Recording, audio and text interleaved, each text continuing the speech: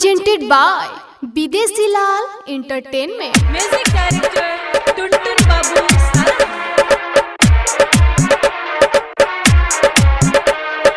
दिलवा पे हमारा चला के यारी ससुर चैन से रहत बारी। दिलवा पे हमारा चला के यारी ससुर चैन से रहत बारी। तोहरे शराब के ससुरा में मरदा, तोहरे शराब के ससुरा में मरदा, देतावे हमके रोजे हो गारी। दिलवा पे हमारा चला के यारी ससुर चैन से रहत बारी। दिलवा पे हमारा चला के यारी ससुर चैन से रहत बारी। presented by Videshi Lal entertainment, Balaji recording studio Jadav. Music director Tuntun Babu दिलवा पे हमारा चला के यारी ससुर चैन से रहत बारी। बबू पूछेलू न हाल चाल आके, बबू पूछेलू न हाल चाल आके, रख देले बारू तू पागल बना के। अपन मर्जी चलेला नाही,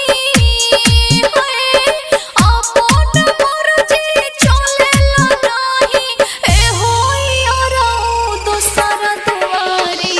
दिलवा पे हमारा चला के यारी ससुर चैन से रहत बारी। दिलवा पे हमारा चला के यारी ससुर चैन से रहत बारी। म्यूजिक डायरेक्टर टुनटुन बाबू